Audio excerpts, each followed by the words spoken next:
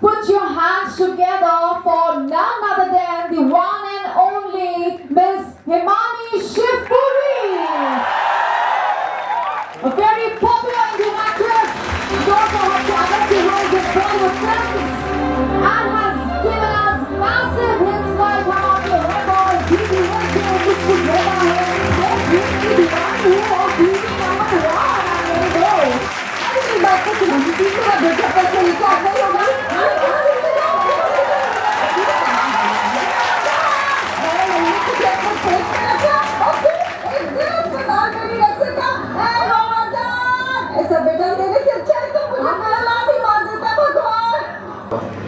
Thank you, Valerie, to be here.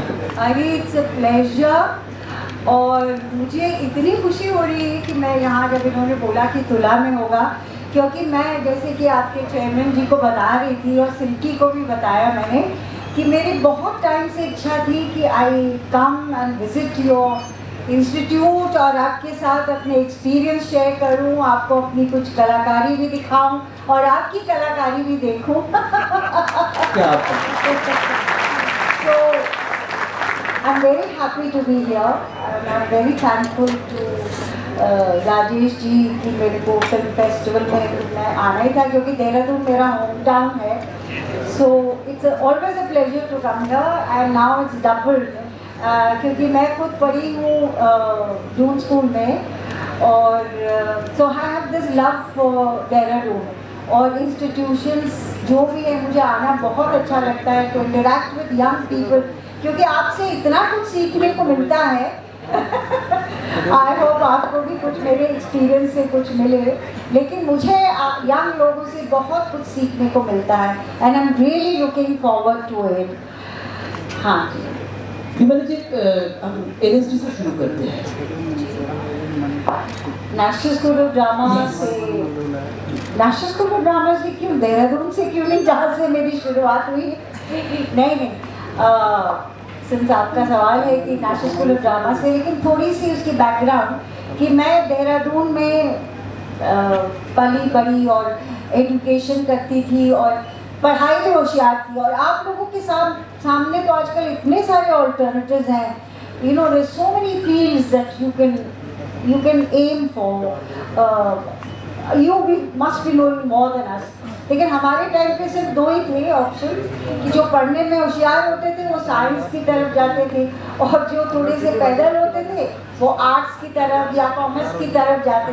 तो ऐसे मैं भी साइंस पढ़ने लगी and I wanted to become a neurosurgeon and all that और साथ में मैं थिएटर करती थी स्कूल प्लेज में। I used to win all the prizes, best actors तब मुझे याद है कि हमारे हेडमास्टर ने बोला था हिमानी और making it into a habit, जब तीसरी बार मुझे बेस्ट एक्टर्स तब मिला था और फिर मैं अपने कंटिन्यू क्योंकि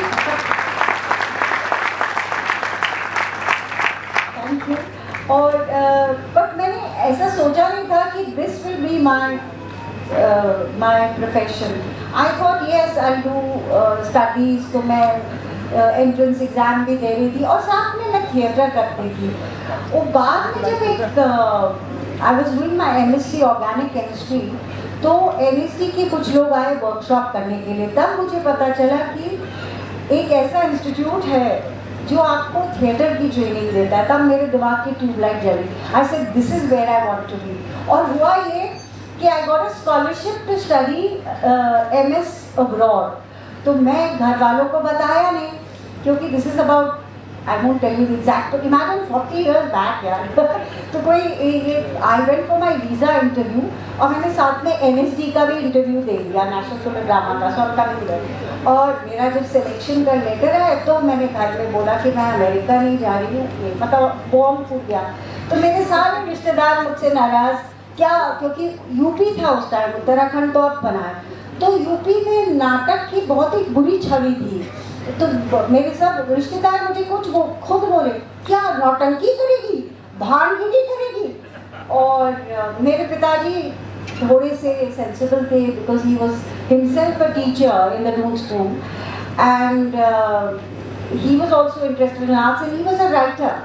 तो and he been to Calcutta and he seen कि that is why I think because of him, उनको ये था कि बच्चे का ऑलराउंड डेवलपमेंट होना चाहिए, कि आपको हर चीज़, हर विधा में अपने को एक्सप्लोर करने की वो होनी चाहिए, आपको फ्रीडम देनी चाहिए। तो he made me learn dancing, I learn Bharatanatyam, I learn singing, I learn painting. तो ये सब मेरा बैकग्राउंड था। तो पिताजी ने मुझे समझाने की कोशिश की, cut the short story LSD कैसे, कि बोला बेटा तुम अमेरिका घूम आओ, तो बाद में आके तुम देख लेना, इट्स योर शौक, you can still continue. So I told my father one thing, पहले तो ये बताओ आप लोग के लिए हिंदी बेटर है कि इंग्लिश? हिंदी, चलो बहुत बढ़िया, हिंदी हमारी राष्ट्रभाषा है, बहुत बढ़िया। तो मैंने अपने पिताजी से यही कहा कि पापा हो सकता है कि मैं 40 साल की हो जाऊँ। अब तो सोच के मुझे हंसी आती है, आई एम 60 नाउ, कि पापा मैं हो सकता है 40 साल की हो जाऊँ, मेरे पास बहुत पैसा हो, और लेकिन मेरे मन में एक मलाल नहीं होना चाहिए कि मेरा जो सपना था वो मैंने पूरा नहीं किया। तो ये सुन के मेरे पापा का ओके बेटा तुम एनएसडी जाओ। वो मुझे खुद नेशनल स्कूल ऑफ ड्रामा लेकर गए, और उस time BD Karanth ji genius in theatre music director थे। तो मेरे पापा ने उनको बोला कि समझाइए, देखिए इसको स्कॉलरशिप मिली है अमेरिका जाने के लिए, केमिस्ट्री एमएस करने के लिए। तो कारन जी बहुत सीधे थे, वो कर्नाटक से थे, साउथ इंडिया से। तो लड़की में टैलेंट है, इसको करने दीजिए थिएटर, वो ऐसे बोलते थे। तो ऐसे मेरा नेशनल स्कूल ऑफ ड्रामा मैंने पढ़ाई करी, and I was so much in love with theatre. हमारे जितने भी, जैसे मेरे से सीनियर थे रत्ना पाठक, नसीर भाई की वाइफ, वो मुझसे 1 साल सीनियर थी, Neena Gupta and Alok Nath, they were 3 years senior to me. तो ये लोग तो पास आउट होते ही बम्बई चले गए, लेकिन मुझे ये था कि मुझे थिएटर ही करना है। अब वापस तो आ नहीं सकते थे क्योंकि सबसे विरोध करके गए थे, और यूपी में फ्रैंकली कुछ वो भी नहीं था उस वक्त थिएटर का, अभी भी नहीं कुछ खास है माहौल। तो मैंने कहा कैसे मैं अपनी खुद पैरों पे खड़ा रहना चाहती थी। तो मैंने नेशनल स्कूल ऑफ ड्रामा की रेपर्टरी ज्वाइन करी। वो एक ड्रामा कंपनी थी, रॉयल शेक्सपियर कंपनी है लंदन, उसके जैसे चिन्हों पे बनाई गई थी, अल्ताफ़ी साहब ने बनाई थी। तो वो हम लोग नाटक का अभ्यास करते थे और पूरे हिंदुस्तान में घूमकर नाटक दिखाते थे। और we also went to England, Germany और पोलैंड, फेस्टिवल ऑफ इंडिया में हमने नाटक किए। तो ऐसे मैंने, और मेरे को, मैं अपना उस जीवन पे आती हूँ कि जब पहला सीरियल बन रहा था हम लोग, तो मुझे छुटकी का रोल ऑफर हुआ, और वो आता था हफ्ते में 2 बार। तो मैंने कहा 2 बार मतलब आजकल तो एक दिन में एक एपिसोड बनता है, उस टाइम 5 दिन लगते थे, 6 दिन लगते थे एक एपिसोड बनाने में। तो मैंने कहा पूरा समय मुझे इसी को देना पड़ेगा, मेरे थिएटर का क्या होगा। और उस टाइम मैं हमारे यहाँ जर्मनी से डायरेक्टर आए हुए थे, वो ओथेलो कर रहे थे, शेक्सपियर का नाटक। शेक्सपियर का नाम तो सुना ही होगा ना। सो वो ओथेलो कर रहे थे, मैं डेस्डेमोना कर रही थी। और नामदेव जी का भी आपने नाम सुना होगा, is a very fine actor. तो नामदेव जी ओथेलो कर रहे थे। तो मैंने कहा क्या मुझे नाटक छोड़ना पड़ेगा? नहीं, कब तो मैं नाटक करती रही, बहुत सारे नाटक। Govind Namdev, he can do a festival. अच्छा ये ओके, हाँ। तो नामदेव जी ओथेलो कर रहे थे and I was doing Desdemona.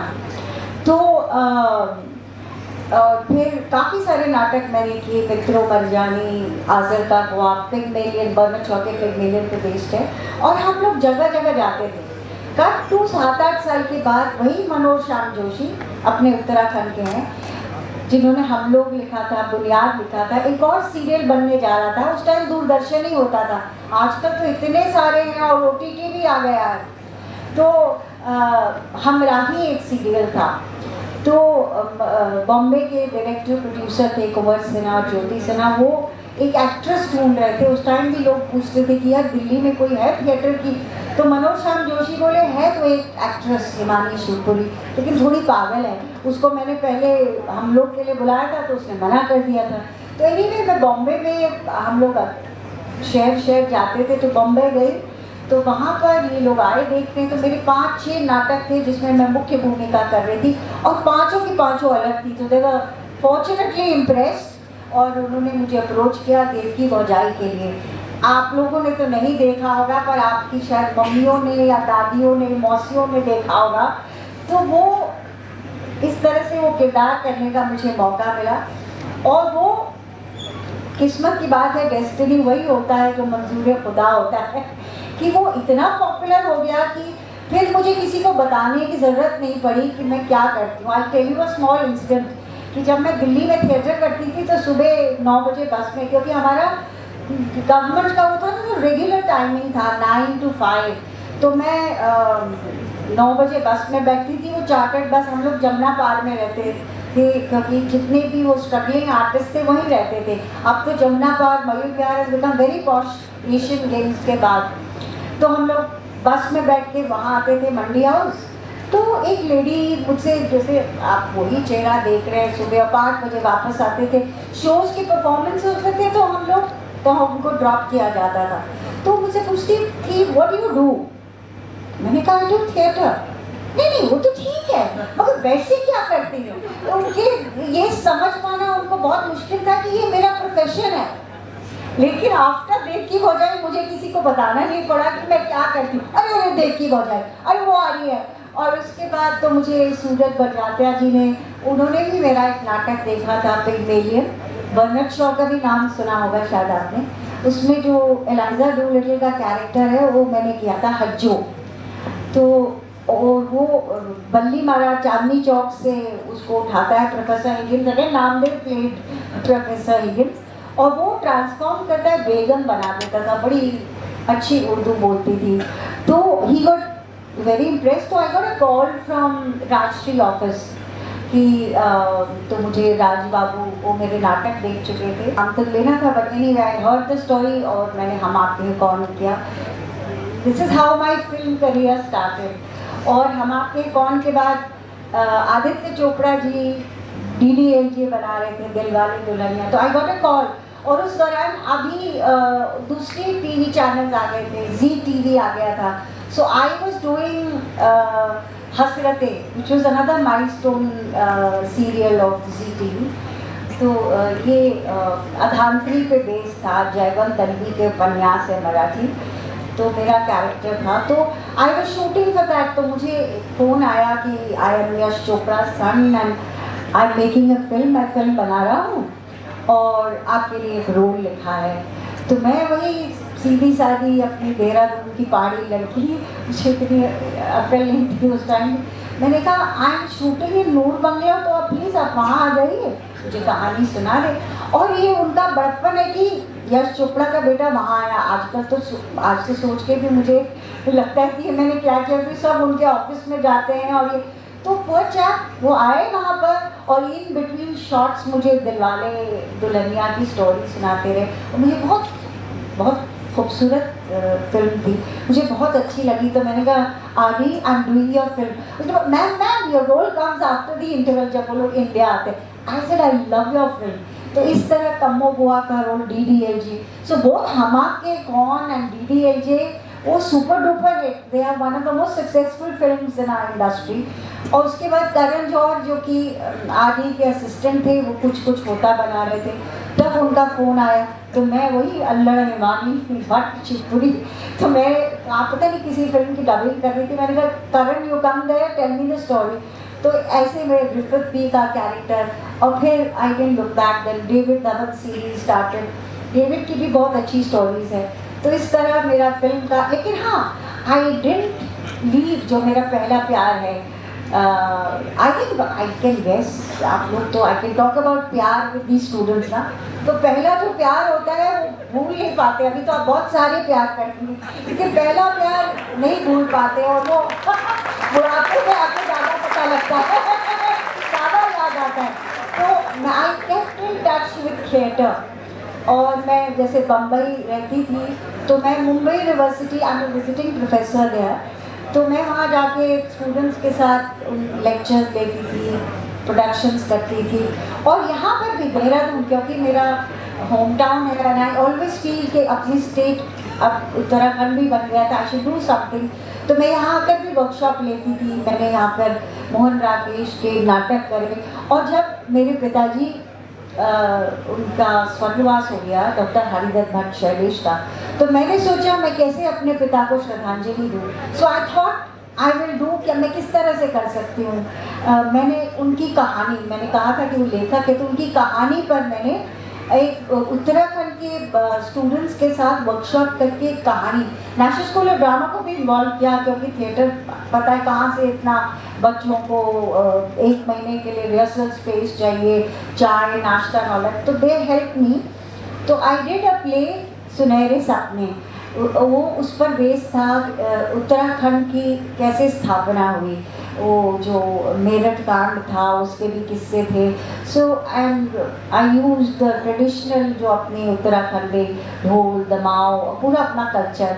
तो ऐसे में मेरा ये कोशिश रहती है कि मैं हर साल कुछ ना कुछ करती हूँ, क्योंकि मैं ये मानती हूँ कि मैं आज जो कुछ भी हूँ इस पवित्र भूमि की वजह से हूँ, इस अपने शहर की वजह से हूँ, और आप देहरादून के उत्तराखंड के लोगों के प्यार और आशीर्वाद की वजह से हूँ। So I want to come and give back something to the society, and this is my way of doing it, क्योंकि एक ही काम आता है अपने को, तो वही करती हूँ मैं।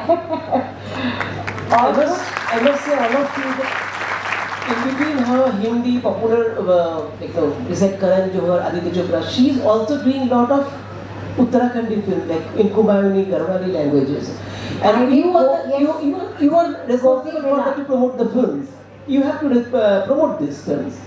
यस, क्योंकि वही है कि अपने स्टेट के लिए कुछ करना है, तो गोपी बिना की इन्होंने कुमाऊनी फिल्म करी, गढ़वाली फिल्म्स भी करी, 2 गढ़वाली फिल्म्स करी, श्रीदेव सुमन के ऊपर बेस्ड है, I did played his mother, और एक और करी अपने निशंक जी की बेटी ने बनाई थी उनके उपन्यास पर। तो आई वो सब करती रहती हूँ, गढ़वाली फिल्म, और ये अपना थिएटर वर्कशॉप्स और नाटक, और हाँ नाटक कर रही हूँ मैं, एक सोलो प्ले करती हूँ मनु भंडारी का, I did it in the world women play right conference, और मैंने वहाँ पर पटना में भी अभी इसी साल विमेंस का सोलो था, और women from different states of India had come, Assam से, तो मैं गई थी बम्बई से, मैंने 2 कहानी अकेली करी थी, और एक मैं नाटक कर रही हूँ आजकल, जीना इसी का नाम है, और मैं और राजेंद्र गुप्ता जी उसको कर रहे हैं। तो नाटक से अभी भी मेरा रिश्ता वैसा ही कायम है, गहरा रिश्ता है। गहरा। राजेंद्र जी भी हमारे फेस्टिवल में लास्ट ईयर आ चुके हैं। गुप्ता जी आए थे, जी, हाँ, जी। उनके साथ ही नाटक कर रहे हैं। जी जी। और अभी फिलहाल कौन सा नाटक आपका चल रहा है जो मतलब रनिंग में है, कभी भी देख सकते हैं, कोई दिल्ली में, बॉम्बे में? डेफिनेटली जीना इसी का नाम है, हो सकता है I might come and do it in your institute also. Silky से बातें हो रही थी, but no commitment, neither of us have committed, but I am saying यहाँ पर भी देख सकते हैं, और बॉम्बे में और चल रहा है। अभी we are going to do a show, हमने ओपन तो दिल्ली में किया था, इंटरनेशनल थिएटर फेस्टिवल होता है बारंगम, उसमें ओपन किया था फरवरी में, फिर हमने हरियाणा में जाकर किया एक और थिएटर फेस्टिवल में। अभी हम next month we are going to Indore एक थिएटर फेस्टिवल में, और उसके बाद we are going to Gorakhpur in Uttar Pradesh. जो भी बुलाता है हम चले जाते हैं, क्योंकि रंगमंच के हैं पहला प्यार, तो वहीं जाएंगे। So that play is continuing, and I am sure कि आप लोगों को देखने का मौका मिलेगा। I am going to get it in Dehradun. अब तुला वाले बुलाए या और कोई बुलाए, लेकिन देहरादून में तो वो नाटक होगा, और आप लोग जरूर देखने आना।